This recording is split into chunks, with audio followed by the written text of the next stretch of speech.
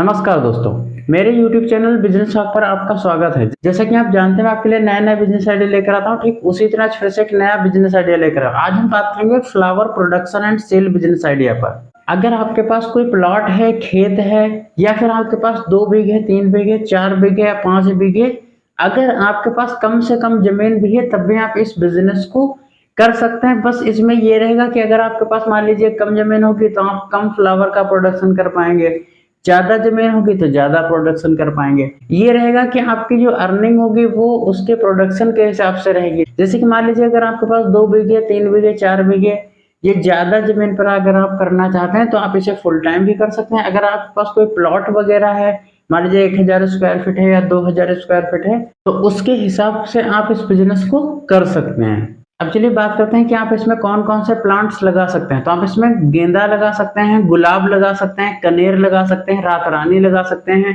ये ऐसे फूल होते हैं जो सबसे ज्यादा मंदिरों में चढ़ाए जाते हैं। अगर आपके पास तालाब है तो आप उसमें हाइब्रिड बीज का इस्तेमाल करके आप कमल का फूल जो होता है और एक सफेद वाला जो वाटर लिली का फूल होता है वो भी मंदिरों पे बहुत ज्यादा चढ़ाए जाते हैं। उसका डेकोरेशन में भी इस्तेमाल होता है, तो आप उसकी भी खेती कर सकते हैं।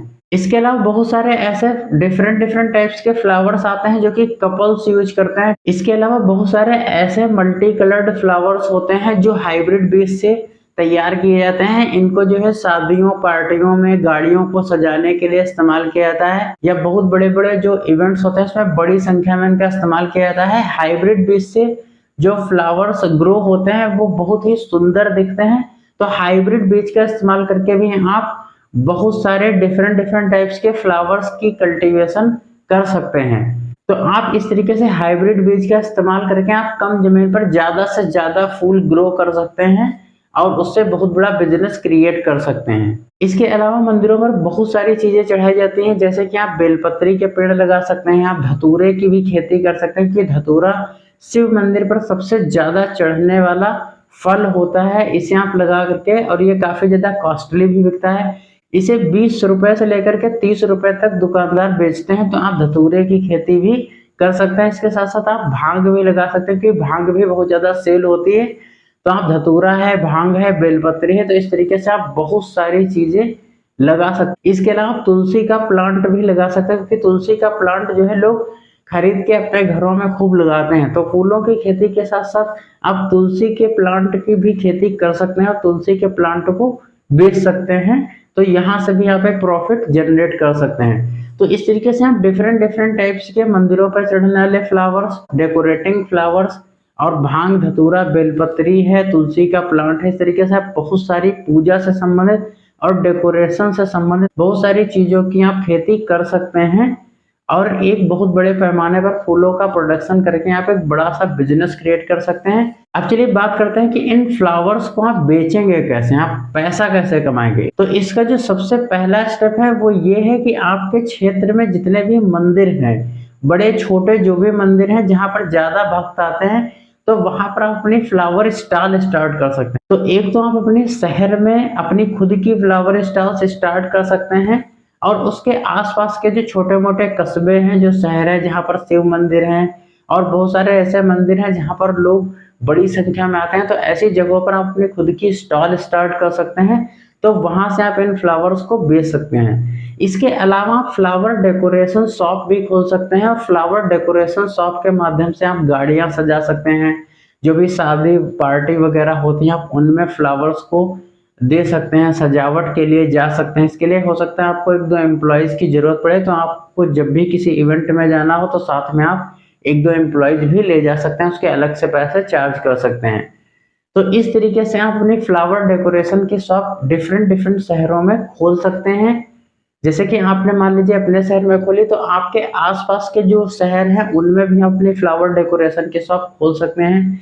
आप अपने डिस्ट्रिक्ट में हर जगह जो है, एक शहर में आप 4-4, 5-5 फ्लावर डेकोरेशन की शॉप्स अपनी खोल सकते हैं और उसमें अपने एम्प्लॉयज लगा सकते हैं। जैसा भी आपका प्रोडक्शन हो उस हिसाब से आप अपनी शॉप्स खोल सकते हैं। इसके साथ साथ बहुत सारे जो अदर फ्लावर डेकोरेशन शॉप वाले हैं आप उनको भी सप्लाई कर सकते हैं अपना फ्लावर।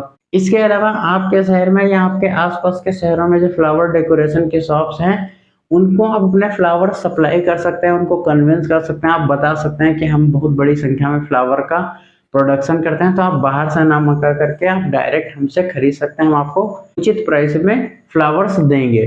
आपके क्षेत्र के जो पंडित और पुजारी हैं या आपके आसपास के क्षेत्रों के जो पंडित और पुजारी हैं, उनसे आपको कांटेक्ट बना के रखना है। अगर आप उनको कुछ मंथली पेमेंट करते हैं तो वो आपके फ्लावर्स को जो है बड़ी संख्या में बिकवा सकते हैं, क्योंकि वो जगह जगह पर अनुष्ठान कराने जाते हैं, बहुत सारे शादी वगैरह प्रोग्राम कराने जाते हैं, तो वो लोगों को जो है आपके यहाँ फूल खरीदने के लिए रिकमेंड कर सकते हैं। तो ये आपके लिए बहुत अच्छा रहेगा, बहुत ज़्यादा बेनिफिशियल रहेगा, बहुत ही बड़ी मात्रा में फूलों को बेच सकेंगे।